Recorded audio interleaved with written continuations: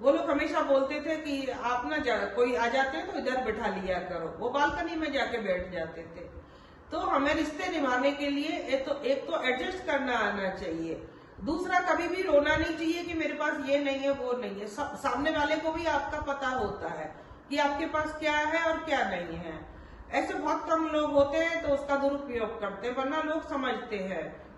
मेरा जिनसे भी पाला पड़ा, मेरे अपने जिनसे मैं बहुत ज्यादा निकटस्थ थी, बहुत ज्यादा, चाहे मेरी मदर हो, मेरे फादर हो, मेरी बहन, मैं इतनी बीमार रही हूँ तो मेरे घर में कोई सामान नहीं है, देख लेती थी, मेरी बहन ने कपड़े तक मुझे लाके दिए हैं, मेरी अलमारी में साड़ियां देखी, साड़ियां नहीं है। तो मैंने अच्छे लोगों को भी देखा है, बुरों को भी देखा है, लेकिन मैं बुराई को सामने नहीं लाना चाहती, वो मेरा काम नहीं है। बुराई भी इतनी देखी और अपनों में ही देखी, जिन्होंने 34 साल लगा दिए करने में, 34 साल पूरा जीवन लगा दिया। कभी अपने लिए मैंने 34 साल में 34,000 का खर्चा मेरा नहीं रहा होगा, लेकिन मैंने अपनों के लिए दिल खोल करके खर्चा किया, लेकिन सामने वाले के अंदर दिल नहीं था। मैं उन चीजों को कभी लाना नहीं चाहती, कभी भी नहीं, लेकिन जिसने अच्छा किया उसे मैं हमेशा याद रखूंगी, हमेशा लाना चाहूंगी। और उन्हीं से ही मैंने सीखा।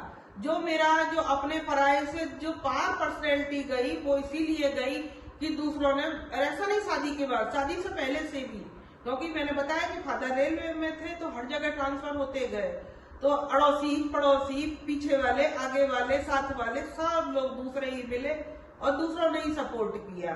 तो आदमी के अंदर कभी भी व्यक्तिवाद नहीं होना चाहिए, परिवारवाद नहीं होना चाहिए, समाजवाद नहीं होना चाहिए। जिस जगह पे रह रहे हो उसी के बन के रहना चाहिए। अगर आप विदेश में चले गए हो तो वहां के बन के रहो, ठीक है, अपनी मातृभूमि को याद रखो, लेकिन कर्म भूमि जहाँ पे है उसको भी कभी निंदा मत करो। तो ये छोटी छोटी बातों ने मेरे जीवन में बहुत ज्यादा बड़ा परिवर्तन लेके आया। और मैं भी ध्यान रखती थी, वो नहीं होती थी, कहीं चली जाती थी, उनके बच्चों का ध्यान रखती थी, कभी कभी मिसेज चली जाती थी तो उनको खाना पीने का इंतजाम मैं करके देती थी। तो हमेशा आप एडजस्ट करने से ऐसा नहीं है कि आप वही फायदे में है, आप उससे कई गुना ज्यादा फायदे में रहोगे। कभी भी आपको अकेलापन नहीं लगेगा और आप उनके 10 बार काम आओगे तो 1-2 बार वो भी काम आएंगे। हालांकि मेरे केस में तो उल्टा था कि हर दिन वही मेरे काम आते थे, मैं बहुत कम काम आ पाई उनके। और जाते ही उन्होंने, मेरे पास तो कुछ भी नहीं था क्योंकि हम ट्रेनिंग के हिसाब से ही थोड़ा ही सामान लेके गए थे, बेड उनका, टेबल उनकी, बर्तन भी वो बोल दिया था कि आप यहाँ से ले लिया करना। बहुत कम बर्तन, एक छोटा सा कुकर 3 लीटर का, बहुत थोड़े बर्तन लेकर गए। लेकिन कैसे वो समय मेरा निकल गया। 8-9 मई, सितंबर से शायद जून तक हम वहां पे रहे होंगे, जून जुलाई तक, तो वो कैसे समय निकल गया मुझे पता ही नहीं चला। इसको बताने का मेरा मकसद एक ही था कि आज सब कुछ है, इतने बड़े बड़े घर हैं, गाड़ियां हैं, सैलरी भी ठीक ठाक है, लेकिन लोग एडजस्ट करने में पीछे हैं। जिसको जो बेड चाहिए वो चाहिए, रहने के लिए जो चाहिए वो चाहिए, टॉयलेट सबको सेपरेट चाहिए, ऐसा नहीं है। अपनी व्यवहार में थोड़ी बहुत मोल्ड करने की क्षमता लेकर आओ, एडजस्ट करने की क्षमता बढ़ाओ अपनी। बाकी इंसान सब एक है, कहीं गंदगी है तो आप सफाई कर लो या करवा लो, आपके पास ज्यादा पैसे हैं, हर एक को समा करके चलो। आपको नदी की तरह, नदी से ही सीखना है कि नदी कैसे, कहाँ से निकलती है, क्या क्या समाती हुई जाती है। वो जिंदों के तो पाप धोती है, मुर्दों को भी साथ में समा लेती है। तो हमें भी, अगर कोई कितना भी अच्छा हो बुरा हो, अगर आपके पास आया है तो उसे थोड़ी देर के लिए अपने व्यक्तित्व को बड़ा करके कुछ ना कुछ अच्छा दें, अच्छे रूप में उसे सहयोग करें, उसकी बुराइयों को नजरअंदाज करें। ठीक है, अगर वो अलग हटना चाह रहा है अपनी बुराइयों से तो उसे जाने दें, फिर उसके पीछे ना पड़े। लेकिन उनके साथ रह के 7-8, एक तो पूजा पाठ मैंने बहुत अच्छे से सीखा। जरा सा भी गंदा होता था वो तुरंत सफाई करती थी। मंदिर में नीचे एक चींटी भी दिख जाती थी, उनके हाथ में 10-12 बार मैंने पोछा देखती होंगी हर घंटे में। और इतना विशाल हृदय था कि अपने रूम का पोछा लगाती थी तो मेरे भी रूम का साथ में लगा ले जाती थी। अब सीढ़ी, हम शायद 3rd फ्लोर पे रहते थे, 3rd या 4th, तो इतना मुझे भूल गई हूँ। तो वो 3rd फ्लोर से जब कभी तीज त्योहार होता था या सीढ़ियां गंदी दिखती थी तो ऊपर से नीचे तक पूरी सीढ़ियां धोती थी, इतनी बड़ी बड़ी बकेट ले जा करके। तो मुझे ऐसा लगता था कि भैया इतनी मेहनत करती हैं, लेकिन मेहनत में जितनी सफाई होती है उतना ही आदमी अंदर से सच्चा होता जाता है। कम से कम सामने वालों को ये तो एहसास होता है कि ये इंसान सफाई पसंद है। और थोड़ी बहुत कमियां मेरे अंदर रही थी, लेकिन उनको देख करके मैंने चेंज की कि क्योंकि आदमी जैसे माहौल में रहता है वहां से कुछ अच्छा सीखे तो वो धीरे धीरे सच्चा भी अपने आप बनता जाता है। तो मैंने वहां से यही सब सीखा और ये मेरे जीवन में शादी के बाद एक बुनियाद बना ये सीखने के लिए। सफाई की आदत मेरी, और जहां जहां पे रही मेरी सफाई की आदत बढ़ती ही गई।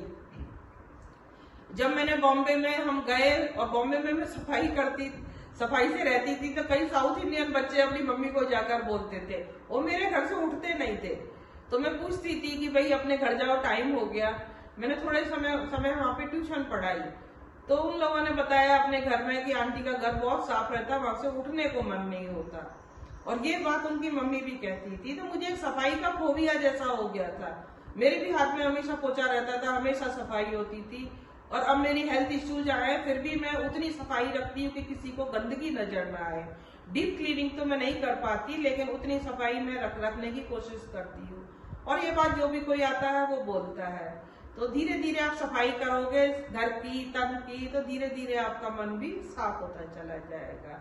तो ये छोटा सा था। मैंने सोचा था कि कभी जिंदगी में उनके ऊपर वीडियो बनाऊंगी, और लेकिन मैंने वो सत्संग से पहले ये मेरा भक्ति की यात्रा में ही था, शादी के तुरंत बाद। तो अपनी भक्ति में भी हम धीरे धीरे जो मैंने बताया है उस चीज को ध्यान रखें। कोई भी काम को छोटा बड़ा ना समझे। वो ब्राह्मण थे बाई कास्ट, वो बताते थे कि हम कर्नाटक के सबसे ऊंचे ब्राह्मण हैं, और संस्कारों को देख के लगता था कि वो सचमुच बहुत अच्छे थे। अपने गांव भी जाती थी, कुछ भी सामान लेके आती थी, खेती वाले थे, तो इतना सारा सामान लेके आती थी गांव से, उसमें से सब सामान मुझे देती थी। आजकल कोई देवरानी जेठानी भी किसी को नहीं देती है, लेकिन वो हर चीज नाप के मुझे देती थी कि आपके लिए। पिन्नी का आंटी आपके लिए। उनकी बेटी का नाम पिन्नी था तो मुझे वो पिन्नी का आंटी बोलते थे। बाद में मेरी बेटी आ गई तो फिर वो मुझे छोटी की मम्मी बोलते थे। तो फिर वो मुझे हर चीज में से चीज देते थे। जैसे बंटवारा होता है, घर वाले देते हैं ना नाप तोल के, ऐसे ये मूंगफली आपके लिए, ये नारियल आपके लिए, गांव के चावल आपके लिए, चने आपके लिए। तो जीवन में एक मेरे पिताजी, एक मेरी बहन, और तीसरे वो थोड़े समय के लिए, जिन्होंने हर चीज में से मुझे अपना मान करके हिस्सा दिया। जीवन में कभी भी मैं नहीं चाहती, मैंने दिया दूसरों को, उनको कुछ भी नहीं दिया, क्योंकि नई शादी में उनको क्या ही दे सकती थी और क्या ही मेरे पास था। लेकिन मेरे जीवन में उनके लिए बहुत सम्मान रह गया।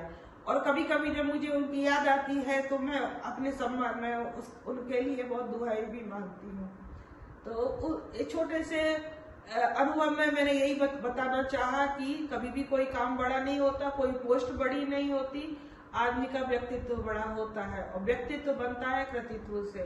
तो अपने कर्मों को थोड़ा श्रेष्ठ बनाए, और छोटे इंसान में भी एक ऊंचा कद देखे, ऊंचा व्यक्तित्व देखे, तो धीरे धीरे आपका व्यक्तित्व भी निखरता ही जाएगा। आज हम मोदी जी को देख लें, हम मोदी जी नहीं बन पाएंगे। आज हम किसी को भी देख लें, जो अमिताभ बच्चन को देख लें, मदर टेरेसा को देख लें, हम नहीं बन पाएंगे 100%, क्योंकि ये व्यक्तित्व हजारों साल में एक बार पैदा होते हैं, बार बार पैदा नहीं होते। लेकिन जो हमारे आसपास के व्यक्तित्व हैं वो हमें बहुत सारे दिख जाते हैं, तो वो हमें देख करके उन पे काम करना चाहिए। तो धीरे धीरे हमारा व्यक्तित्व भी निखरता ही जाता है। छोटी छोटी कमियां निकालने से ही हमारी पर्सनैलिटी अच्छी बनती है, बट धीरे धीरे हम कब बड़े होते चले जाते हैं उम्र में और अनुभवों में, हमें पता नहीं चलता। धन्यवाद, नमस्कार।